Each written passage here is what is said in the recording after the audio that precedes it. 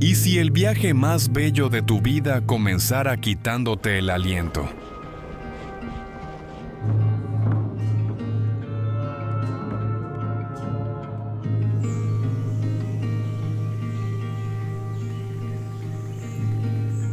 Bienvenidos a Ladakh, una tierra remota del norte de la India, donde el Himalaya no se mira desde lejos, se siente en el pecho en cada paso y en cada bocanada de aire.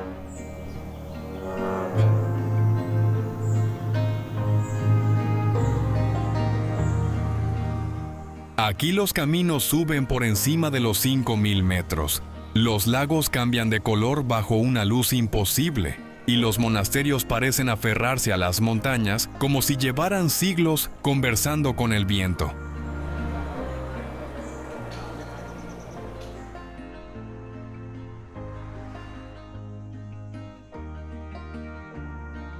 Muchos lo llaman el pequeño Tíbet, pero Ladakh es mucho más que una postal espiritual, es un territorio exigente, hermoso y profundamente humano.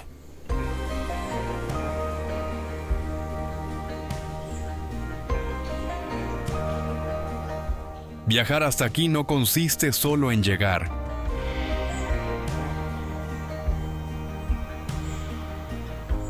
Hay que aclimatarse, avanzar despacio, aceptar el frío, la distancia y el silencio.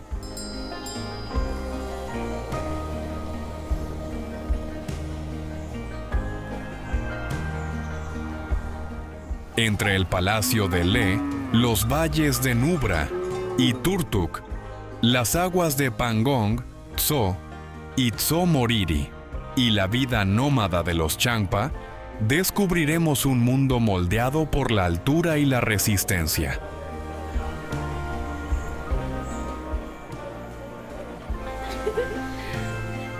¿Merece la pena el esfuerzo? En este recorrido buscaremos la respuesta.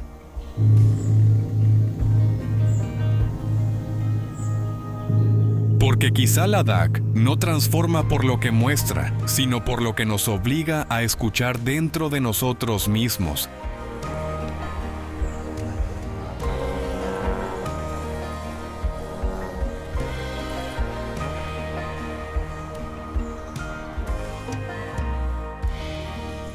Monasterios, fortalezas del espíritu.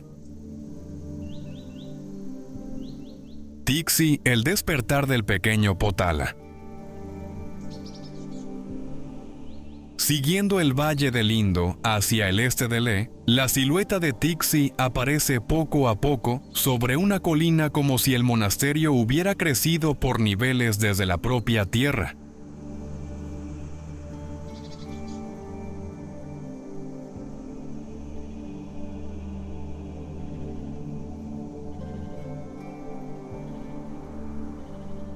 Sus edificios blancos, ocres y rojos se ordenan en terrazas ascendentes, formando un conjunto de 12 plantas que domina el paisaje con una elegancia severa.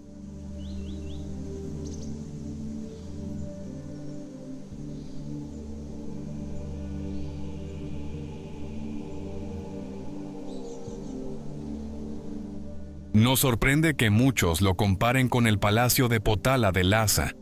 La composición vertical, la posición elevada y la sensación de jerarquía espiritual recuerdan claramente al mundo tibetano.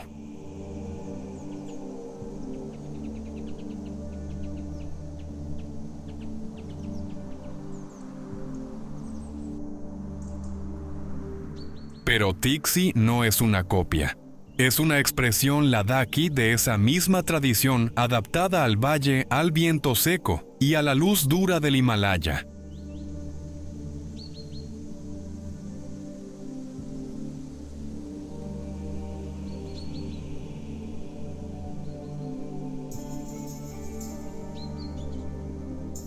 La mejor hora para llegar es temprano cuando el monasterio todavía respira en silencio y los primeros sonidos de la oración empiezan a moverse entre patios y salas.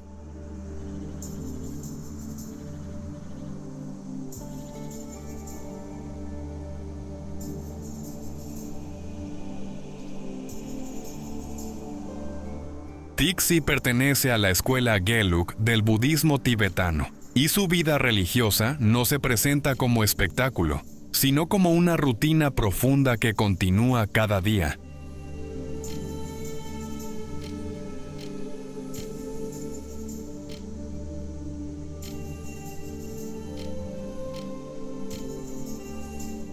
En el interior, uno de sus espacios más memorables es el templo del Buda Maitreya, el Buda del futuro.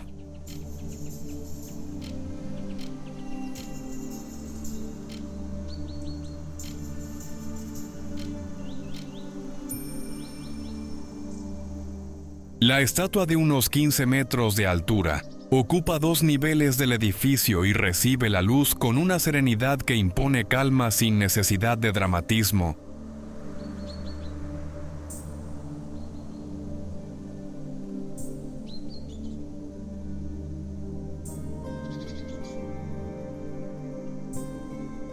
Frente a ella, el viajero comprende que Ladakh no se revela solo en sus carreteras o montañas.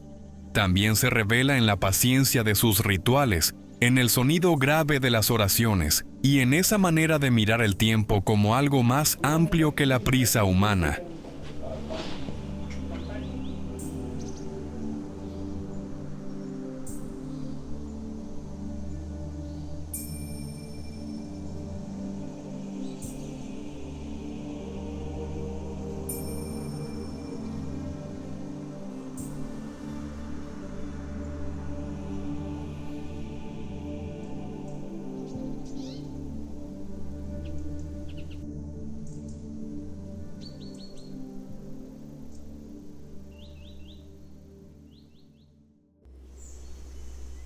La filosofía del silencio cuando el tiempo baja la voz.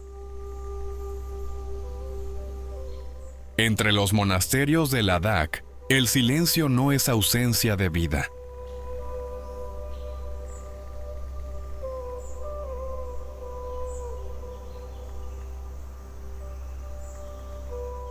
Es una forma distinta de habitar el mundo.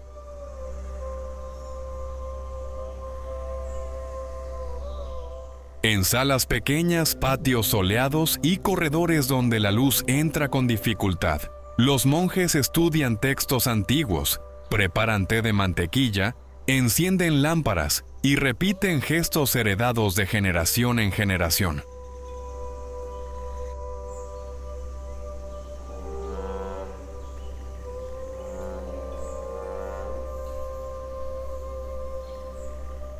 Todo parece avanzar despacio, pero nada está inmóvil.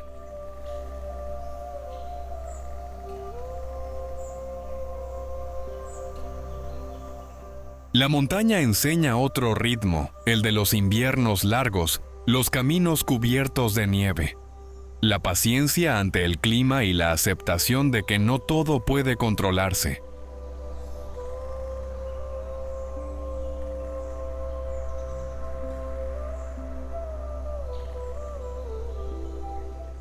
Aquí la meditación no es una retirada del mundo, sino una manera de observarlo con mayor claridad.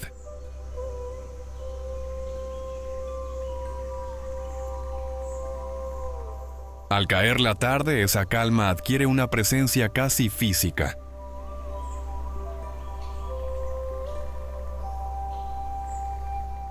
Desde algunos monasterios, el sonido profundo de las trompetas tibetanas, los Dunchen, se extiende por el valle como una respiración grave.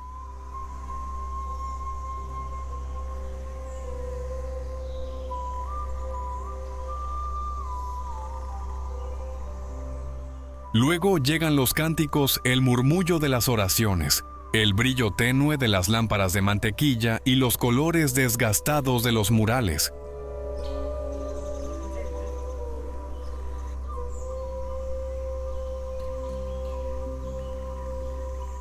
En ese ambiente, Ladakh revela una lección esencial. Vivir con menos ruido no significa vivir con menos intensidad.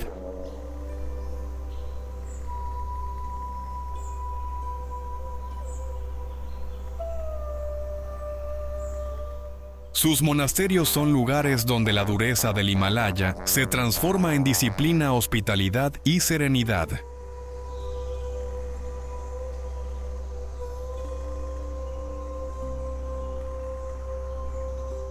Y quizá por eso el viajero comprende que el silencio también puede ser una forma de conocimiento.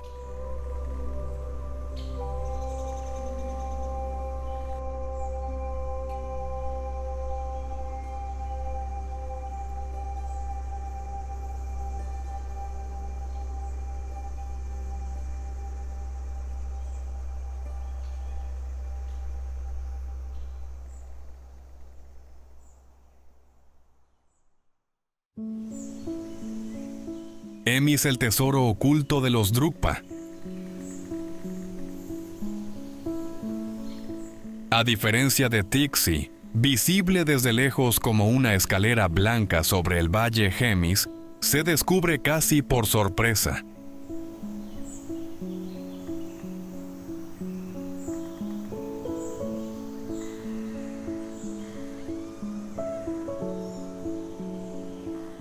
El camino se aparta de las rutas principales y avanza hacia un paisaje más recogido entre montañas secas y pliegues de roca que parecen proteger el monasterio.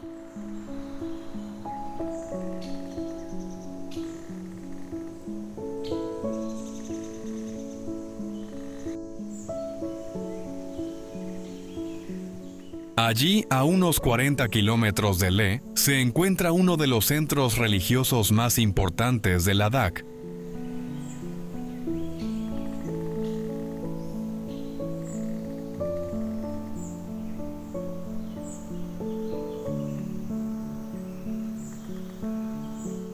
Hemis pertenece a la tradición Drukpa, una rama del budismo tibetano ligada a la historia espiritual del Himalaya.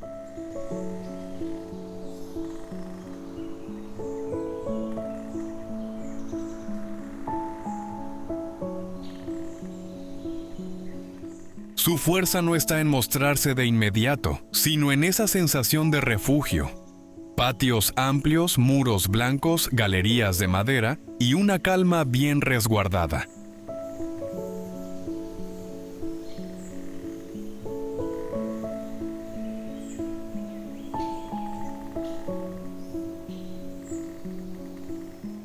Durante buena parte del año, Hemis conserva un ritmo silencioso marcado por los monjes, las lámparas de mantequilla, los murales y la vida cotidiana del monasterio.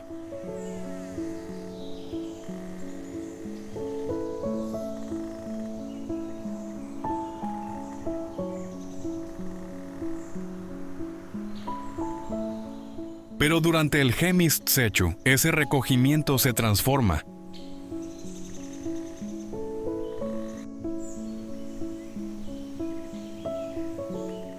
El patio principal se llena de música, túnicas ceremoniales y máscaras utilizadas en las danzas Cham, una tradición ritual del budismo Vajrayana.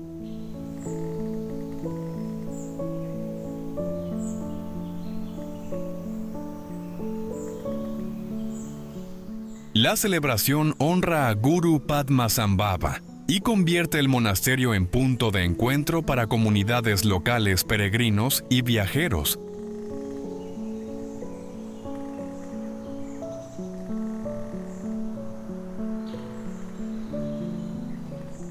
Cada movimiento tiene un sentido simbólico. No se baila para entretener, sino para representar la victoria de la sabiduría sobre la confusión.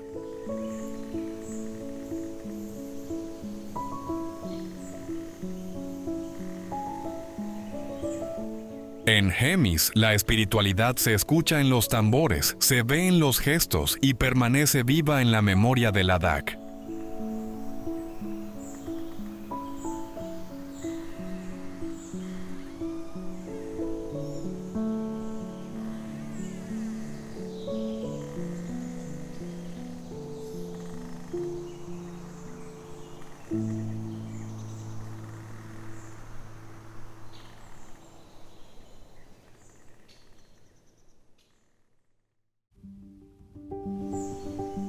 Lee Primer contacto. El impacto de la altitud, aprender a respirar. El viaje por Ladakh empieza antes de pisar sus carreteras.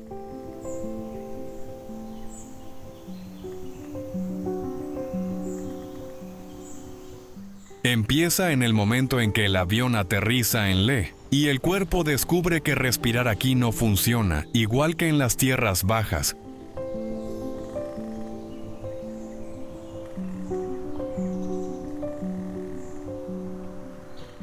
A más de 3.500 metros de altitud, el aire parece más ligero, más seco, casi insuficiente.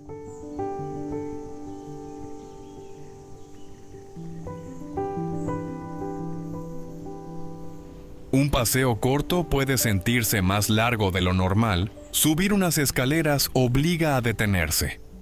Incluso hablar demasiado deprisa recuerda que la montaña tiene sus propias reglas.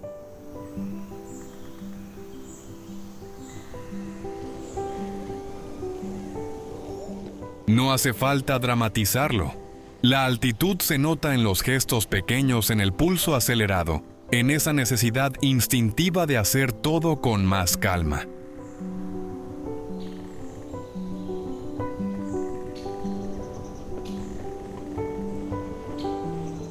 Por eso, las primeras horas en Leh no son para correr detrás de miradores ni para llenar el itinerario de visitas.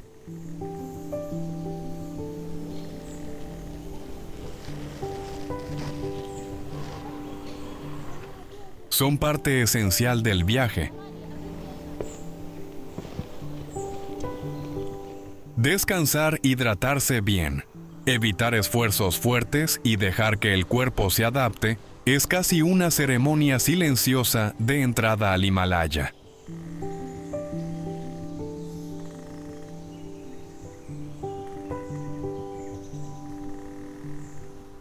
Muchos viajeros necesitan al menos 1 o 2 días antes de continuar hacia pasos altos, lagos remotos o valles más exigentes.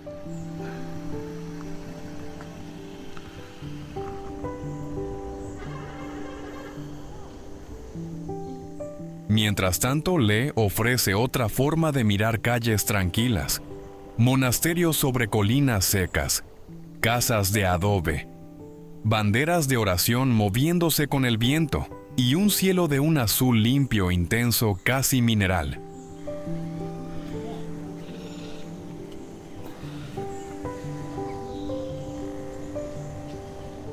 Aquí aprender a respirar no es una pausa en la aventura. Es la primera lección del paisaje.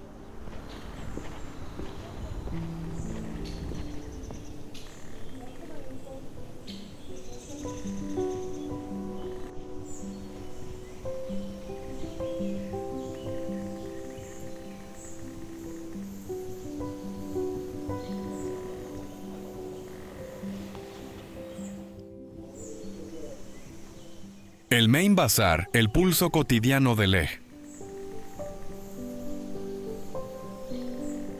Después de la quietud del palacio de Leh, el descenso hacia el Main Bazar cambia el ritmo del viaje.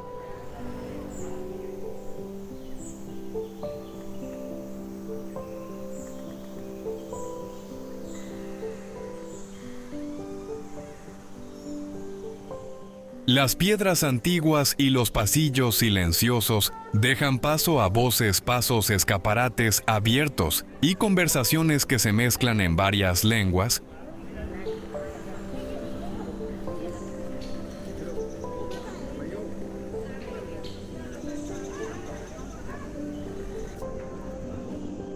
Esta no es solo la zona comercial de la ciudad. Es uno de los lugares donde Leh muestra mejor su vida diaria.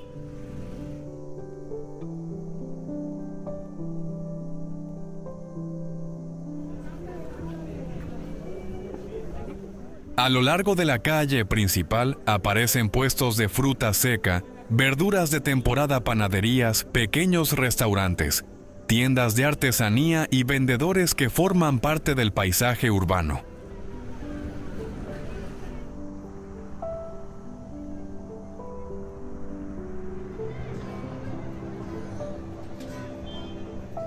Entre ellos, muchas mujeres ladakis, vestidas con gonchas tradicionales, ofrecen albaricoques secos, nueces té y hortalizas cultivadas en los valles cercanos.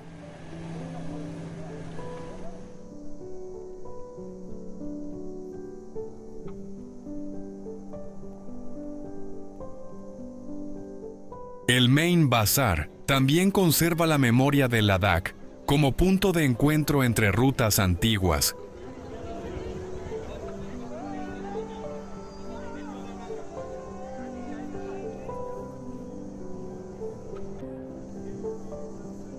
Durante siglos por esta región pasaron comerciantes que conectaban el Tíbet-Cachemira, Asia Central y el norte de la India transportando lana, sal, té, especias y tejidos.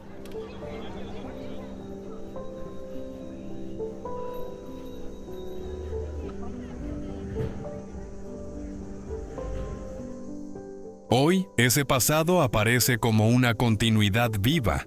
Joyas de plata con turquesas ruedas de oración, cuencos metálicos, chales de lana fina y tiendas donde conviven viajeros monjes, familias locales y comerciantes.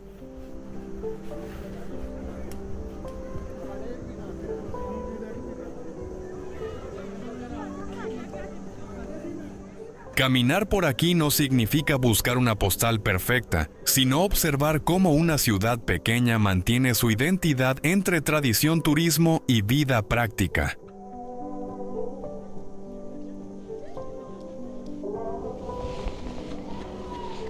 En el Main Bazar, se escucha, se negocia y se camina paso a paso.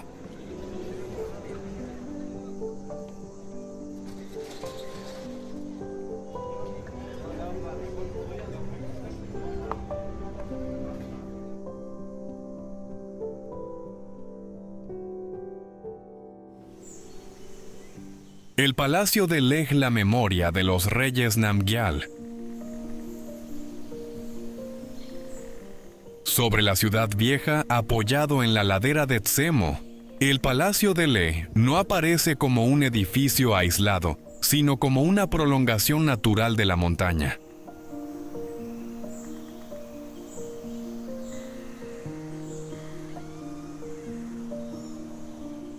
Sus muros de tierra, piedra y madera se elevan en 9 niveles, con una sobriedad que recuerda a la arquitectura tibetana, especialmente al Palacio de Potala de Lhasa.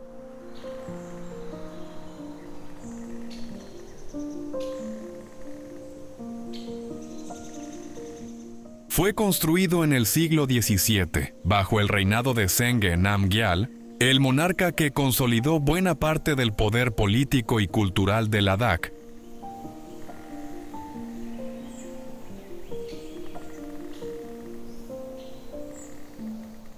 Desde abajo, su silueta parece austera, casi silenciosa. Pero esa falta de ornamentación exterior es precisamente lo que le da fuerza.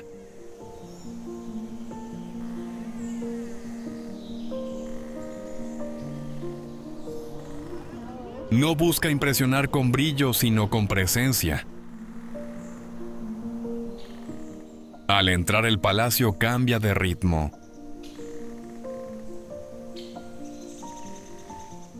Los pasillos estrechos, las escaleras de madera y las salas semivacías obligan a caminar despacio como si el lugar pidiera respeto antes que admiración rápida.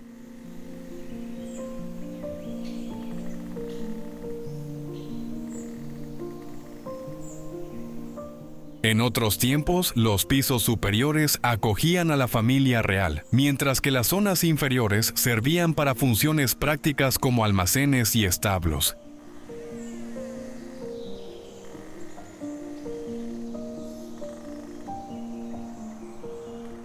Hoy lo más valioso no está en los objetos que quedan, sino en la vista que se abre desde sus balcones.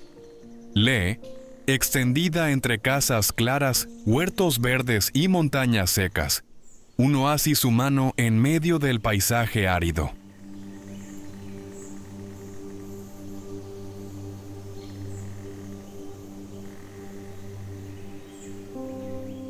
Desde allí se entiende mejor por qué esta ciudad fue un punto importante en las antiguas rutas comerciales del Himalaya.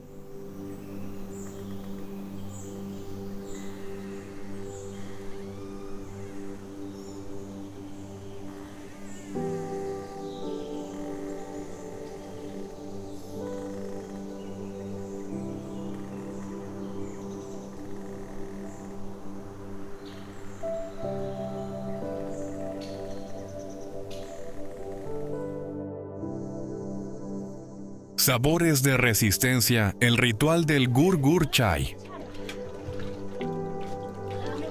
La relación con Ladakh no se entiende solo mirando montañas o monasterios.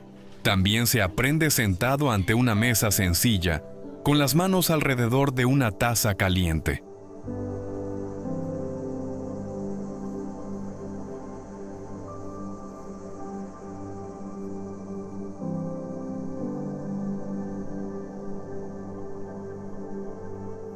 En Leh, esa escena suele comenzar con el kambir, un pan tradicional de corteza firme y miga densa, preparado para alimentar de verdad en un clima donde el cuerpo consume energía incluso estando quieto.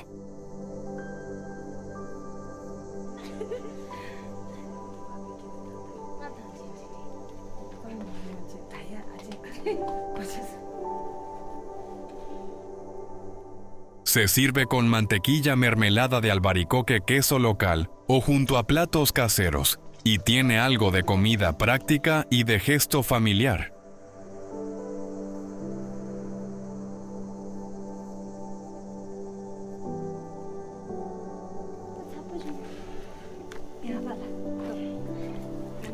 No busca sorprender como una receta sofisticada. Cumple una función más antigua: dar calor, fuerza y continuidad a la vida diaria en altura.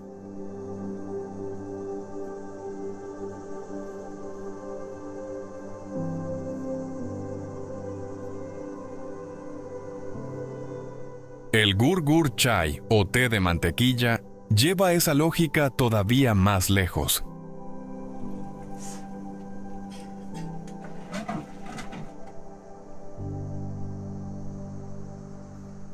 Preparado con té, sal y mantequilla, tradicionalmente de yak en las zonas pastoriles, se bate hasta conseguir una textura cremosa y un sabor que puede desconcertar al primer sorbo.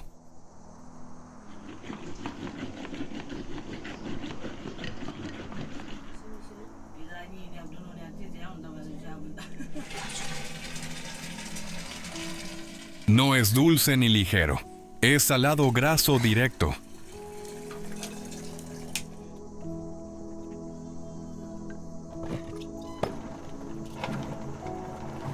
Pero en el frío seco del Himalaya, esa intensidad tiene sentido.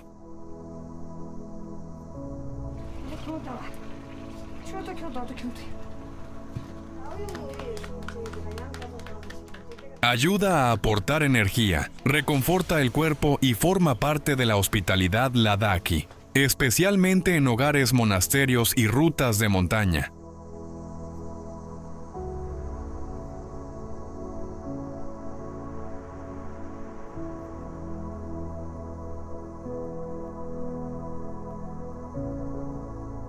Para el viajero aceptarlo, es comprender que aquí la gastronomía no nace del capricho, sino de la adaptación.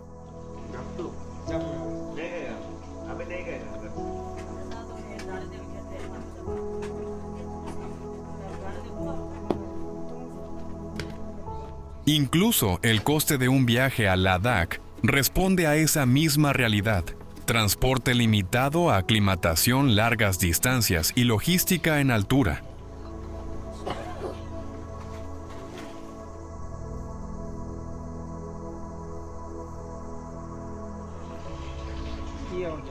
Nada aquí es inmediato.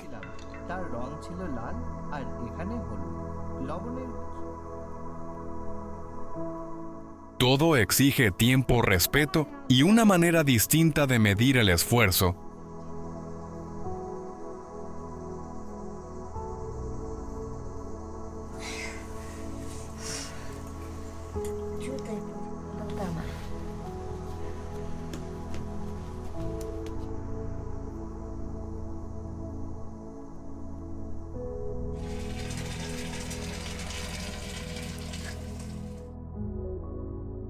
Agua y silencio. Pangong Tso, el espectáculo de la luz y el color. Pangong Tso no necesita presentación grandilocuente.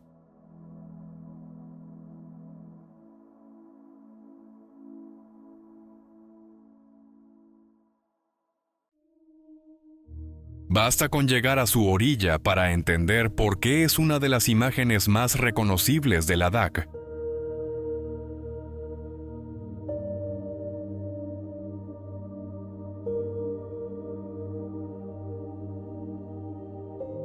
A más de 4.200 metros de altitud, este lago de aguas salobres se extiende unos 135 kilómetros entre India y el Tíbet, encajado en un paisaje desnudo, donde casi no hay árboles, solo roca, viento y cielo.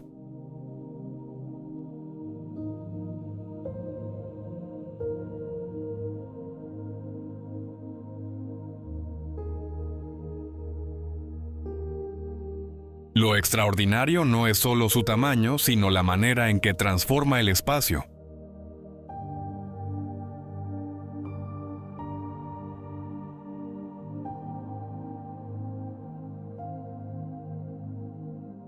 El horizonte se abre y aparece una franja de agua que rompe la lógica cromática de la montaña.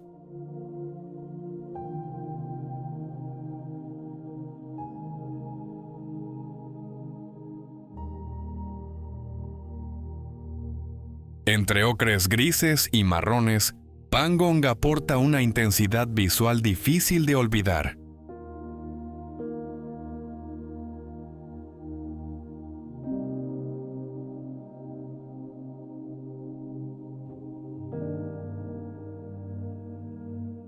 La fama del lago está ligada a sus cambios de color.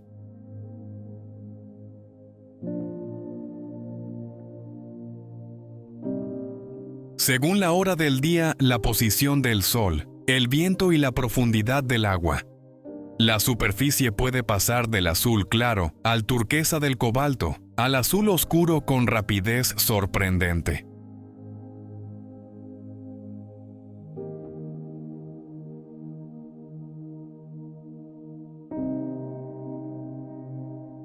No es una exageración turística, sino un juego real de luz y atmósfera.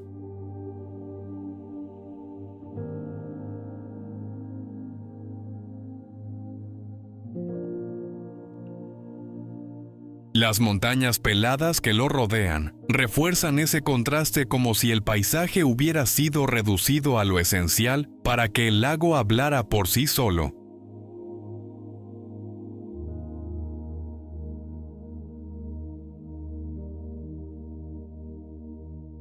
Pangong Tso impresiona por su pureza, su escala, y esa capacidad de parecer siempre cambiante, incluso cuando permanece inmóvil.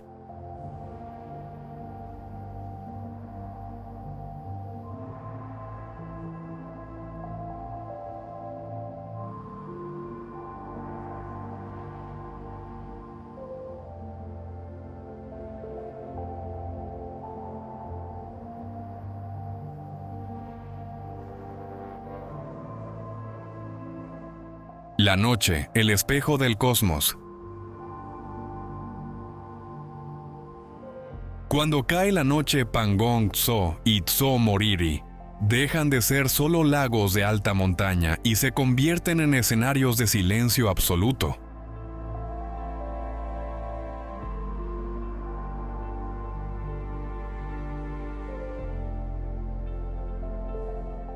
A esta altitud, lejos de las grandes ciudades y de la contaminación lumínica, el cielo parece abrirse con una claridad poco común.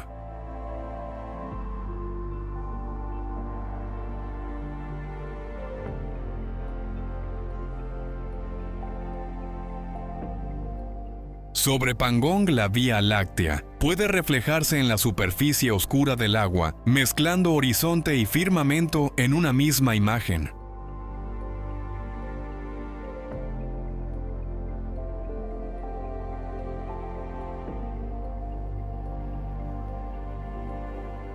En Tso Moriri, la noche resulta más recogida, tiendas nómadas viento frío y estrellas suspendidas sobre la meseta de Changtang.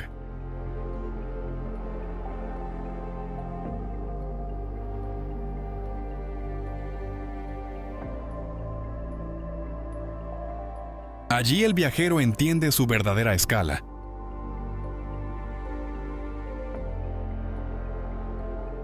Frente al Himalaya y al cielo inmenso, todo parece más pequeño, más sencillo y quizá más verdadero.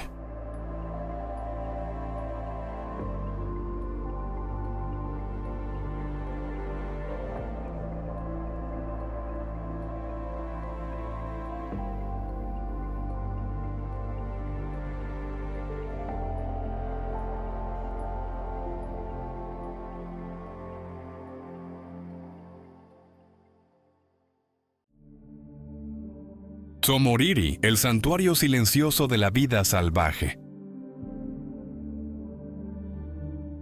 Si Pangong Tso impresiona por el color, Tso Moriri conquista por la calma.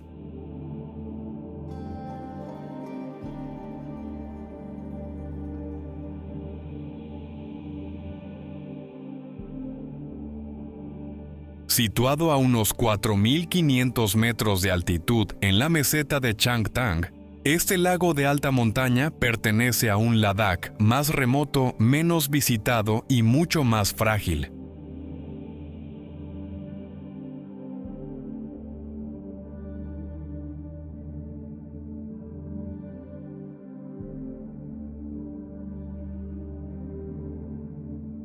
Aquí el paisaje no se abre como una postal inmediata, sino como una respiración lenta. Aguas profundas, llanuras salinas, colinas suaves, viento frío y una luz que parece limpiar cada contorno.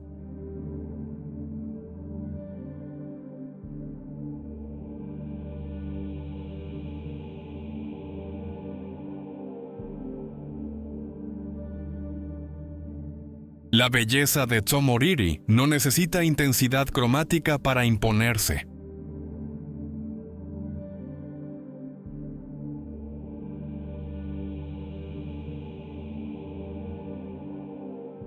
Su fuerza está en la distancia, en el silencio, y en esa sensación de estar ante un lugar donde cualquier presencia humana debe avanzar con cuidado.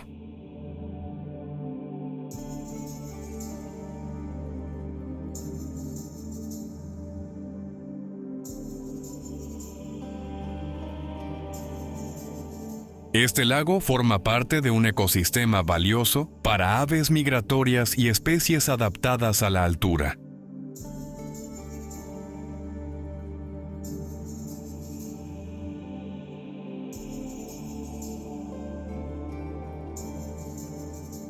En sus alrededores pueden verse grullas de cuello negro, gansos marmotas del Himalaya y en las llanuras abiertas el kiang, el asno salvaje tibetano.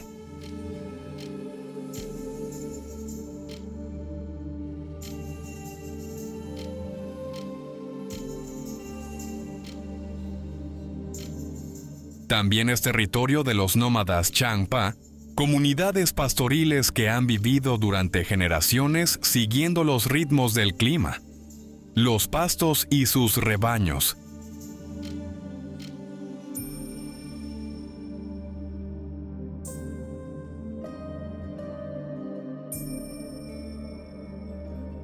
Por eso Tso Moriri no debería narrarse como un simple destino bonito, sino como un espacio de equilibrio delicado entre vida salvaje, cultura nómada y turismo responsable.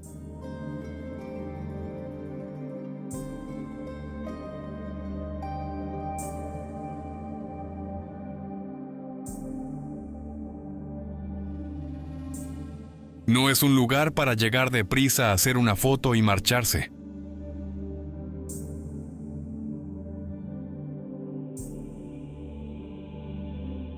Es un paisaje que pide bajar la voz, mirar más tiempo y comprender que en algunos rincones del Himalaya, la verdadera grandeza consiste en no ocupar demasiado espacio.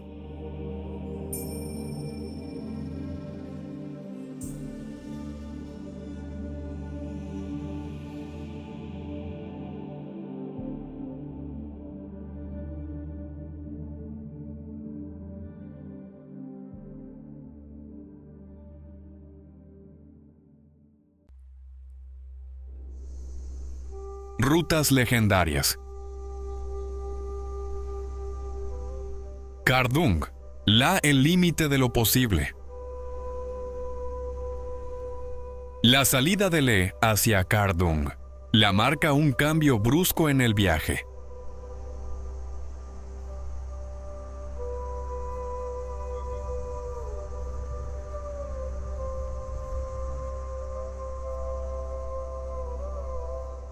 La ciudad queda atrás, el valle se estrecha y la carretera empieza a ganar altura, con una paciencia casi mineral.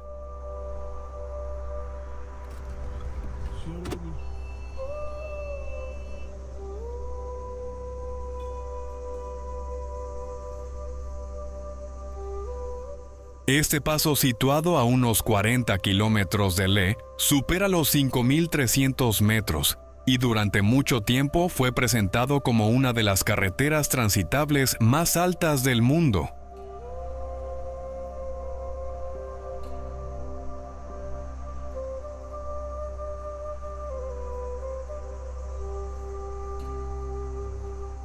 Más allá de los récords, su verdadera fuerza está en la experiencia física del ascenso.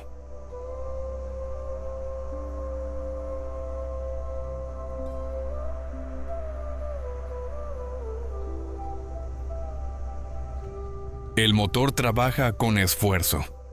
El aire se vuelve más fino, y cada curva recuerda que en Ladakh, la distancia no se mide solo en kilómetros, sino también en altitud, clima y capacidad de adaptación.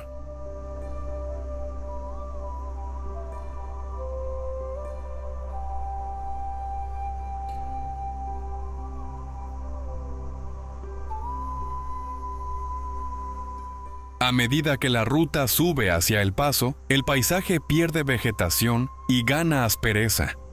Laderas desnudas, tramos de nieve según la temporada. Viento frío y camiones que avanzan despacio entre barrancos y controles de carretera.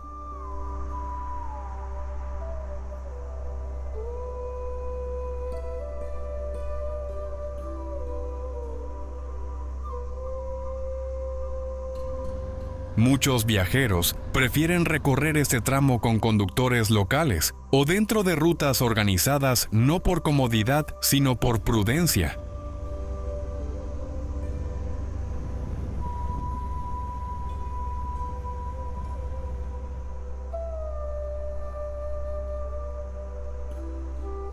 La aclimatación previa en Le, la ropa adecuada y la atención al mal de altura forman parte real de la aventura.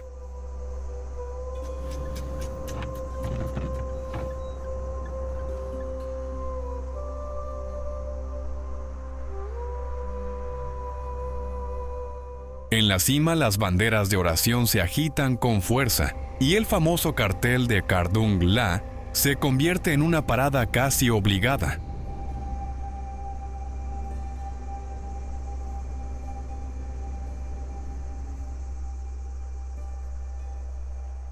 Pero conviene no quedarse demasiado tiempo.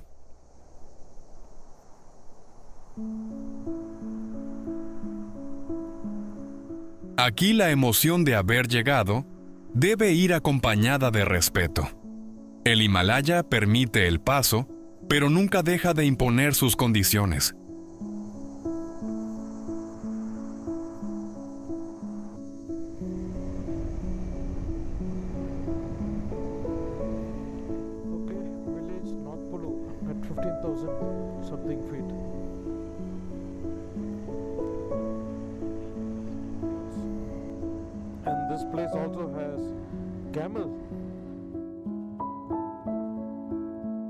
Turtuk, el pueblo que cambió de patria. Siguiendo el curso del río Shiok hacia el extremo norte del valle de Nubra, Turtuk aparece como un lugar distinto dentro de Ladakh.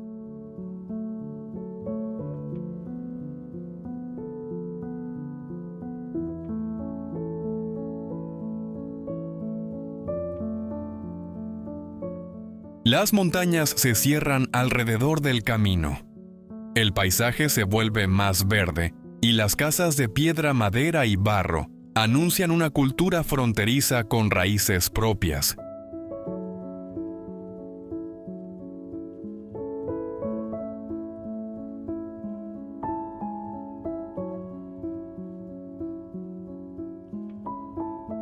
Este pueblo pertenece al mundo Balti, vinculado históricamente a Baltistán, donde la lengua, la arquitectura, la comida y las costumbres muestran conexiones con Asia Central y el Alto Karakorum.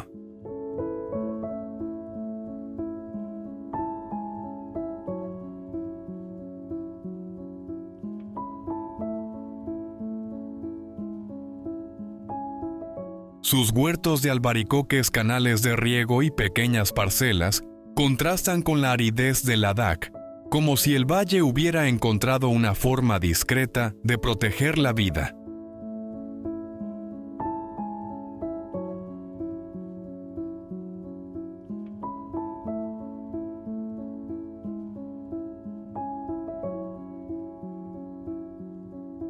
La historia reciente de Turtuk le da una carga humana difícil de olvidar.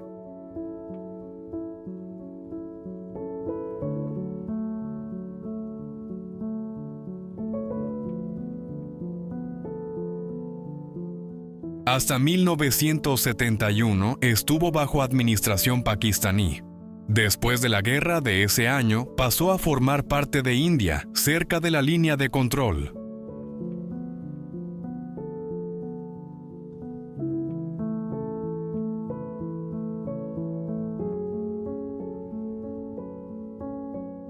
Para muchas familias aquel cambio fue una realidad íntima.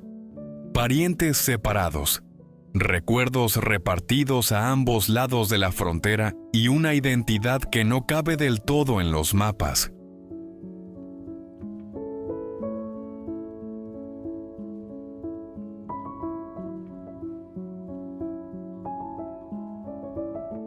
Hoy, al caminar por sus callejones o probar albaricoques secos y platos balti, el viajero descubre algo más que un punto remoto.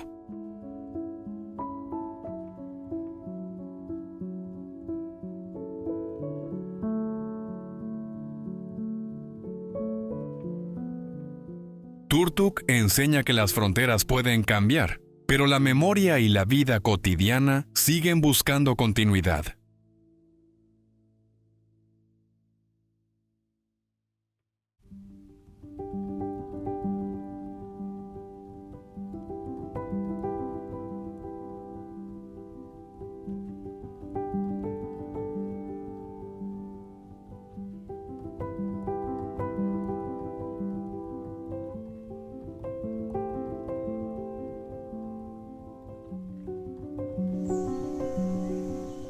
El Valle de Nubra, un desierto entre glaciares. Al otro lado de Kardung, la Ladakh cambia de rostro una vez más.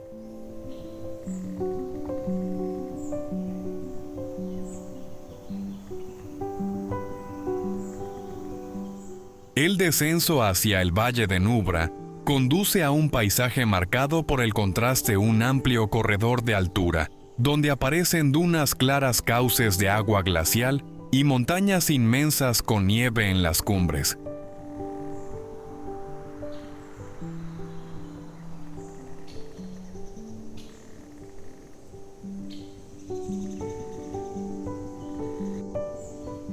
El valle se forma en torno a los ríos Shiok y Nubra, y esa combinación de agua, arena y roca crea una geografía poco habitual, incluso dentro del Himalaya.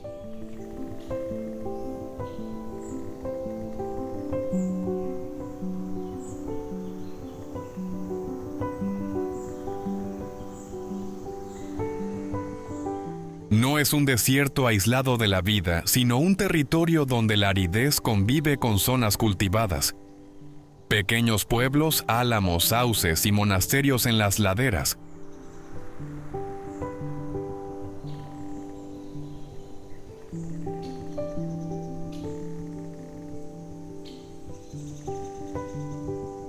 Nubra también ocupa un lugar importante en la memoria histórica de Ladakh.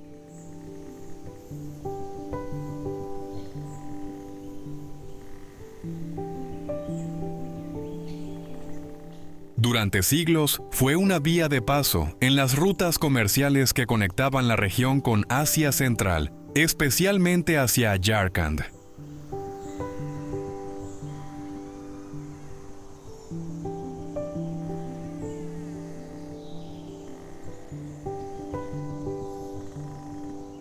Esa herencia todavía se recuerda en Hunter, famosa por sus dunas y por los camellos bactrianos de 2 jorobas asociados a los antiguos trayectos caravaneros.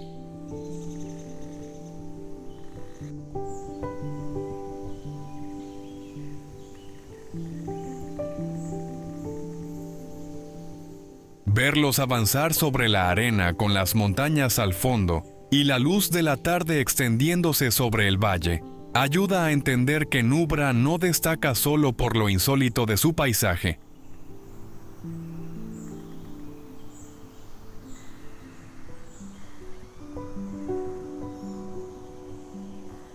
Su verdadera fuerza está en esa mezcla de geografía extrema, memoria comercial y vida humana adaptada a un entorno que a primera vista parecería imposible.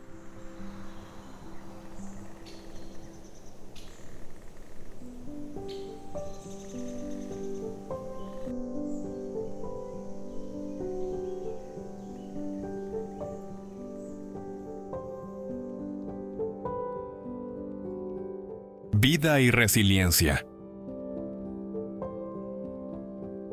Los Changpa, guardianes de la Tierra Alta. La meseta de Changtang no parece hecha para una vida fácil.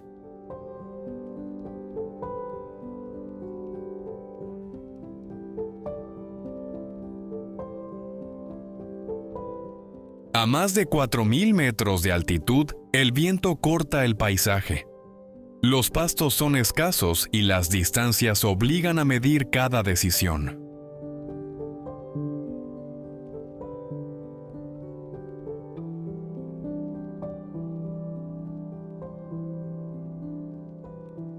Sin embargo, para los Changpa, este territorio no es un límite, sino un hogar aprendido durante generaciones.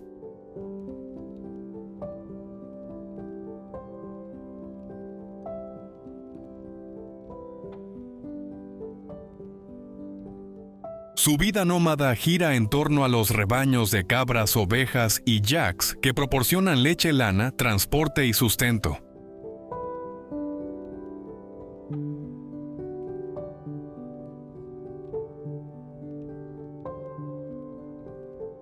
De las cabras changra procede la fibra fina de la pashmina, uno de los productos más valiosos de Ladakh.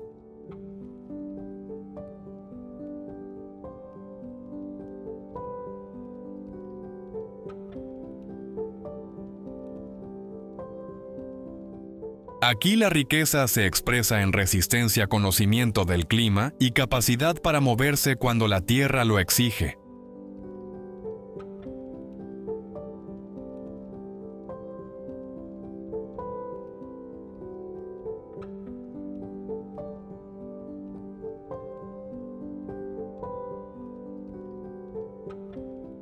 Las tiendas tradicionales conocidas como rebo están hechas con pelo de yak tejido a mano y responden a una lógica práctica: proteger del viento, conservar el calor y poder desmontarse cuando llega el momento de buscar nuevos pastos.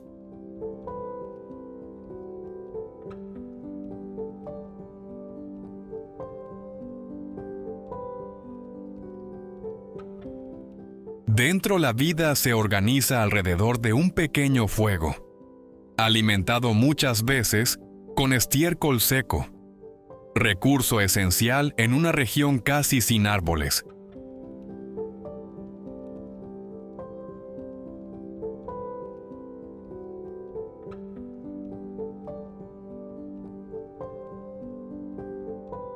Allí se prepara té, queso, mantequilla y comida sencilla, mientras las tareas familiares siguen el ritmo del ganado y de las estaciones.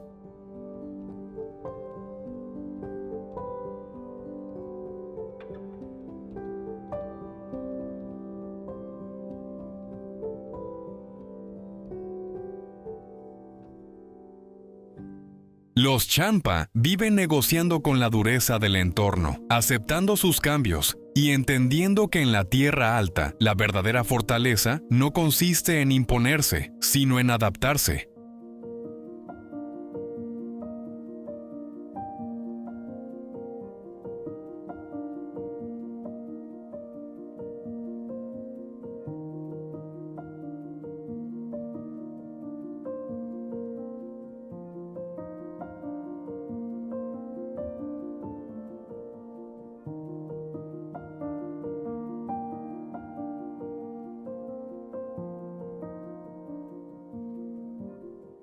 La fibra de los reyes, la pashmina.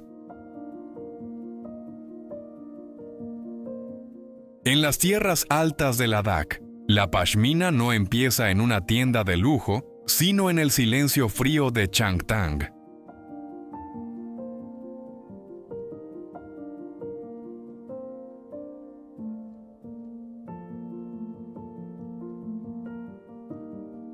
Allí las cabras Changtangi desarrollan durante el invierno un subpelo extremadamente fino que las protege de temperaturas muy bajas, a menudo por debajo de cero durante largos periodos.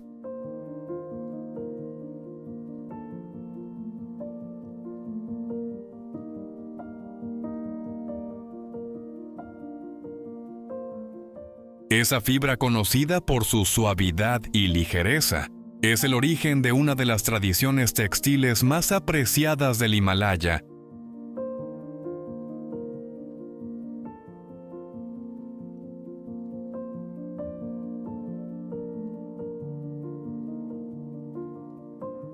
Lo importante no es solo su delicadeza, sino la historia que contiene: pastos de altura, inviernos duros, manos nómadas y un conocimiento transmitido durante generaciones.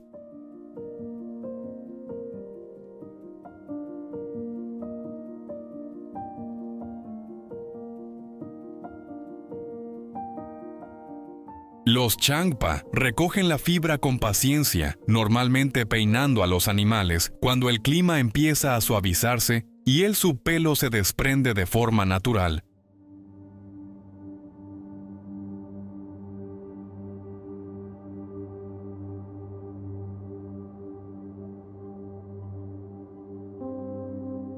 Después comienza un proceso lento de limpieza, hilado y tejido que convierte una materia casi invisible en chales, bufandas y prendas de gran valor.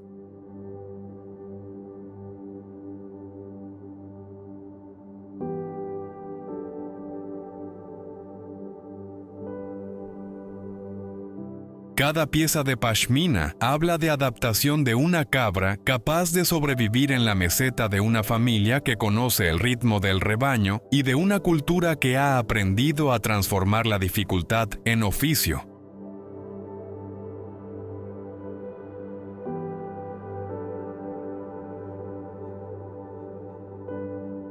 En Ladakh, esta fibra no representa solo elegancia.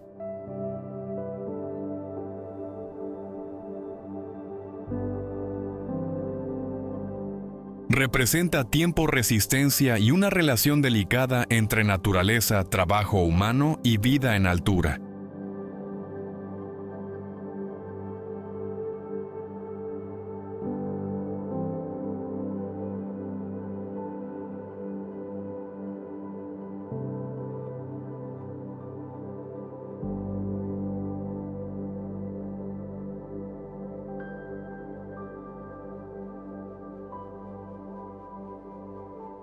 Las estupas de hielo, esculpir el agua.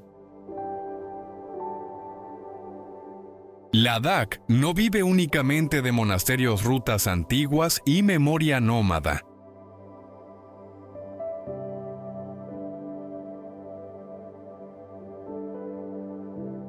También mira hacia el futuro, desde una pregunta muy concreta: ¿cómo conservar agua en un territorio donde los glaciares retroceden y la primavera llega con campos sedientos? En varias aldeas de altura, la respuesta ha tomado una forma inesperada: las estupas de hielo.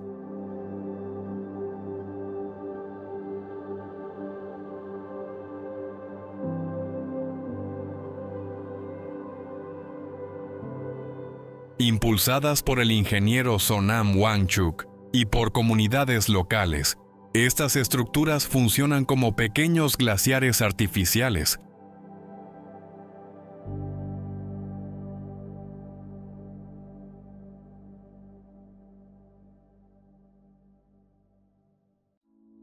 Durante el invierno, el agua de arroyos y canales se conduce por tuberías hasta una boquilla vertical.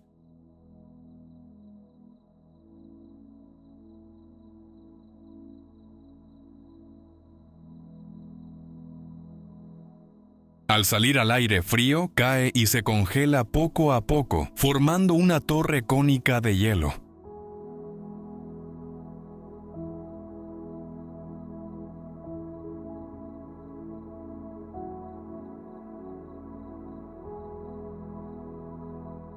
La forma no es casual. Al crecer en vertical, la estupa reduce la superficie expuesta al sol y se derrite más lentamente que una masa de hielo extendida sobre el terreno.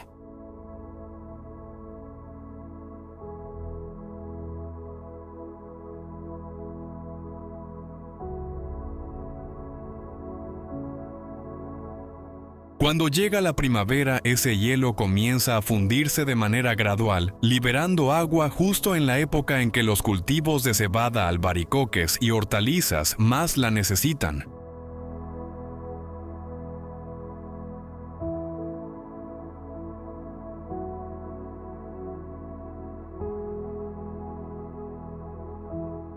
La idea toma su nombre de las estupas budistas, pero su función pertenece al presente. Almacenar agua, ganar tiempo y ayudar a las comunidades agrícolas a adaptarse a un clima cada vez menos previsible.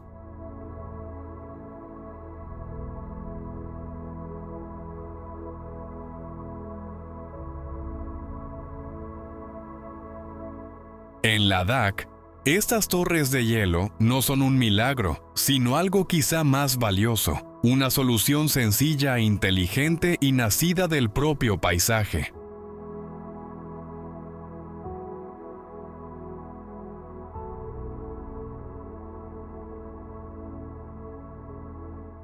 Nuestro viaje por Ladakh llega a su fin, pero hay paisajes que no se abandonan del todo al terminar el camino.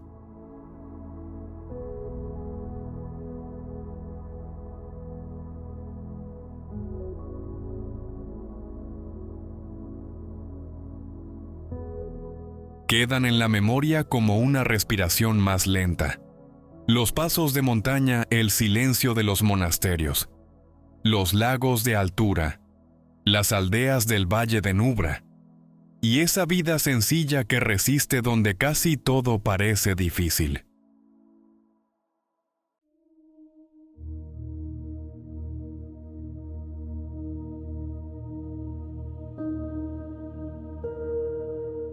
Ladakh nos recuerda que la verdadera fortaleza no siempre consiste en vencer al entorno, sino en aprender a convivir con él.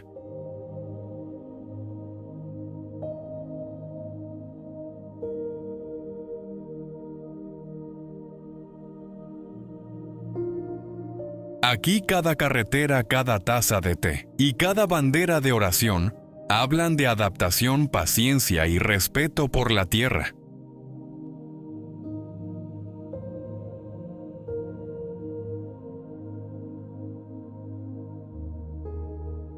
Para quienes sueñen con conocer estas montañas, conviene recordar algo esencial. Ladakh no se visita con prisa.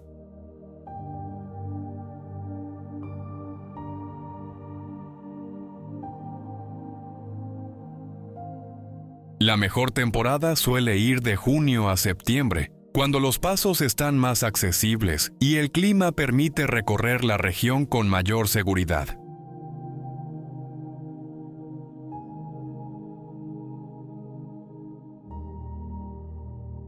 Aún así, la altitud exige preparación, aclimatación y humildad.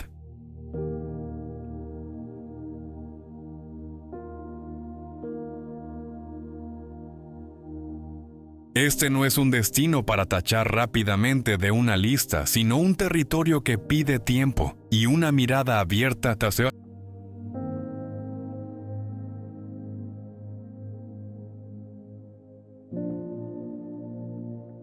Después de recorrer juntos este mundo de roca, agua, fe y silencio, queda una pregunta. ¿Elegirías Ladakh para tu próxima gran aventura? Cuéntanos tu respuesta en los comentarios y suscríbete para seguir viajando.